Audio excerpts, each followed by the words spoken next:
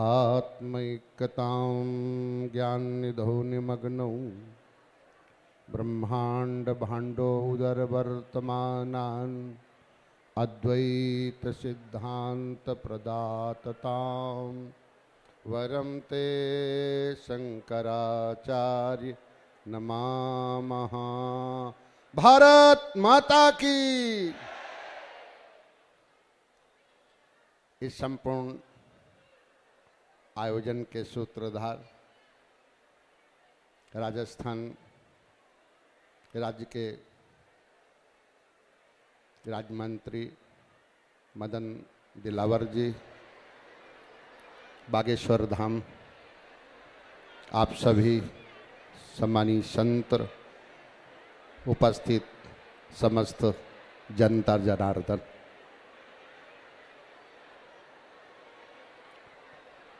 हमारे शास्त्र कहते हैं श्रोतव्यः कीर्तितव्यः। श्रवण करो और वर्णन कीर्तन करो। वेदांत का सिद्धांत भी प्रतिपादित करता है तमा प्रधान सक प्रकटेश तद भोगाय स्वराज्ञया वियत पवन तेजो अंबु भो भूतान जगिरे।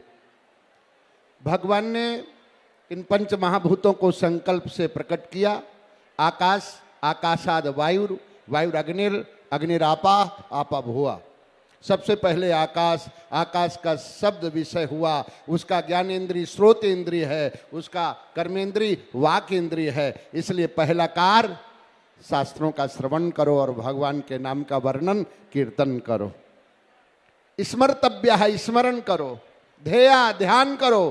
पूजस्य, पूजन करो और इसकी नियमितता बनी रहे।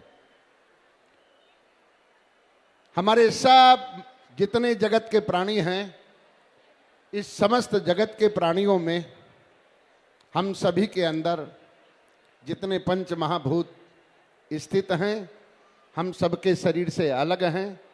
उनकी ही उपासना का विधान शास्त्रों ने दिया हुआ है। बहुत कुछ नहीं,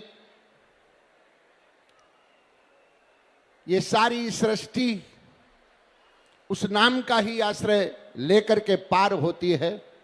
श्रीमद् भागवत महापुराण में भी पुराण के 10 लक्षण कहे हैं। अत्र सर्गो विसर्गस्य स्थान पोषण मूर्तया मनमंत्र ईशानु कथा निरोधो मुक्ति आश्रया। सबसे अंतिम आश्रय है, इसलिए अपने इष्ट का आश्रय लो। और ये धरा सबको आश्रय प्रदान करती है। इसलिए धरती माता, गो माता, क्योंकि ये गाय कामधेनु के रूप में धरा पर आई और सारी सृष्टि को केवल एक ही ऐसा देह है जिस देह के अवयवों से सृष्टि को औषधि प्राप्त होती है, वो पंचगव्य है। इसलिए हव्य के लिए गाय के 4 स्तन हैं। पहले स्तन का नाम स्वाहाकार, दूसरे स्तन का नाम स्वधाकार, तीसरे स्तन का नाम ब्रसटकार और चौथे स्तन का नाम हंतकार। इसलिए गो माता के 4 स्तन हैं और सृष्टि में ये चारों कार्य बराबर पालित होने चाहिए। गाय का पहला स्तन दूध किसके लिए है?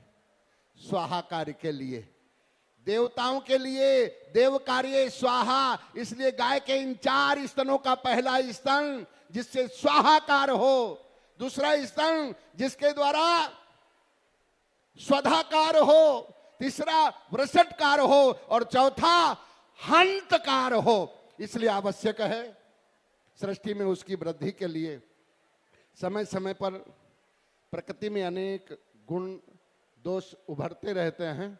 इसलिए आवश्यक है हनुमान सर्वत्र सर्वकाल में रहे और सर्वत्र सलकाल में उनकी सेवा रही।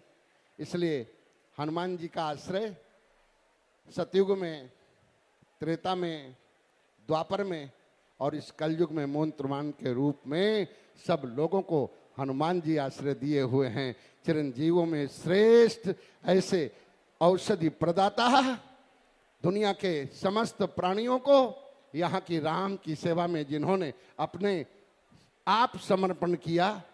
मैं वाणी को विराम की ओर ले चलते इतना ही कहता हूँ, राम सेवक नहीं, राम सेवक नहीं, हनुमान के समान।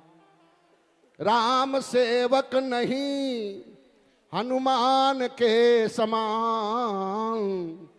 नहीं भूत भावी नहीं वर्तमान, नहीं भूत भावी नहीं वर्तमान, नहीं भूत भावी नहीं वर्तमान। राम सेवा की निष्ठा में संलग्न ध्यान, राम सेवा की निष्ठा में संलग्न ध्यान। राम सेवक नहीं, हनुमान के समान। रात हो चाहे दिन, रात हो चाहे दिन, कार्य कितना कठिन। रात हो चाहे दिन, कार्य कितना कठिन, पूर्ण करते उसे चाहे अर्पण हो प्राण। पूर्ण करते उसे चाहे अर्पण हो प्राण। राम सेवक नहीं, हनुमान के समान। नहीं भूत भावी नहीं वर्तमान। और सेवा का प्रतिफल क्या रहा? ऋणी राम सीता, ऋणी राम सीता, भरत और लखन।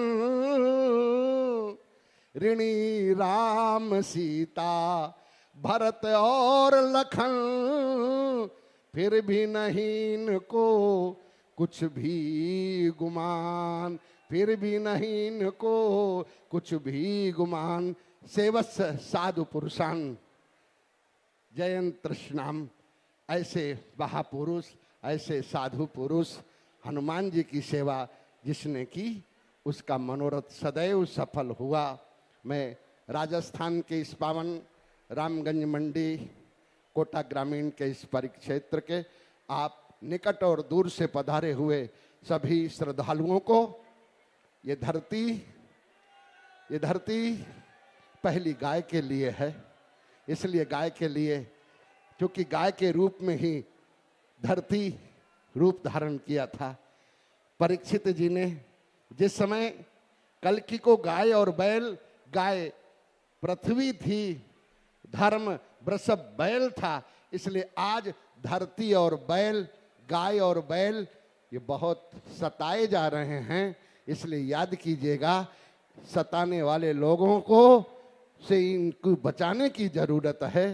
गाय रहेगी, औषधि मिलेगी, अन्न मिलेगा, जीवन आनंदित तो होगा। क्योंकि ये धरती ही, तभी पहले हमारे महापुरुष कहते रहे, सभी भूमि गोपाल की, सभी भूमि गोपाल की। इसलिए गौ सेवा के साथ प्रकल्प को आगे बढ़ाइएगा और हनुमान जी के आश्रय के साथ राम जी के चरणों में अपना मस्तक वाणी अर्पित करते हुए सभी स्वस्थ, आनंदित और प्रसन्न रहें। सबके लिए बहुत बहुत शुभकामनाएं। भारत माता की वंदे।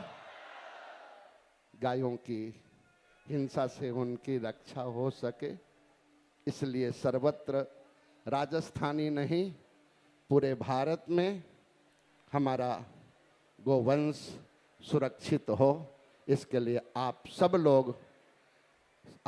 लोग परस्पर सहायक होते हुए अपनी रक्षा का, अपने जीवन का, औषधि और अन्न का साधन आगे बढ़ा सके। मैं मदन दिलावर जी को बहुत बहुत साधुवाद, बहुत बहुत आशीर्वाद के साथ आप सब लोगों के शारीरिक स्वास्थ्य के लिए, मानसिक सुख के लिए, आत्मिक आनंद के लिए और परम तत्व का अनुभव मिले, लोक परलोक बनता चले, जीवन आनंददायक हो जाए। और बागेश्वर धाम इस हड़ावती और मालवा के क्षेत्र में आप पधारे, आपका बहुत बहुत स्वागत, बहुत बहुत अभिनंदन। ओम सम। बालाजी महाराज के कृपा पात्र बागेश्वर धाम पीठाधीश्वर परम पूज्य धीरेन्द्र कृष्ण शास्त्री जी महाराज का पावन संकल्प मध्य प्रदेश में छतरपुर के ग्राम गढ़ा में बनेगा विश्व स्तरीय कैंसर अस्पताल एवं रिसर्च सेंटर, जिसकी आधारशिला देश के यशस्वी प्रधानमंत्री नरेंद्र मोदी जी के कर कमलों से रखी जा चुकी है। 200 करोड़ रुपए की लागत वाले 100 बेड के इस अस्पताल में गरीबों का होगा मुफ्त इलाज। ये बहुत बड़ा अवसर है, बहुत बड़ा काम है। संकल्प बड़ा हो, संतों के आशीर्वाद हो, प्रभु की कृपा हो, तो समय सीमा में सब पूर्ण होता है। हमारे प्रियजनों, बागेश्वर धाम पूरे भारत के लोगों, अभी तक अस्पतालों में मंदिर थे, अब मंदिर में अस्पताल होगा। कैंसर हॉस्पिटल निर्माण हेतु सहयोग देकर पुण्य के भागी बने।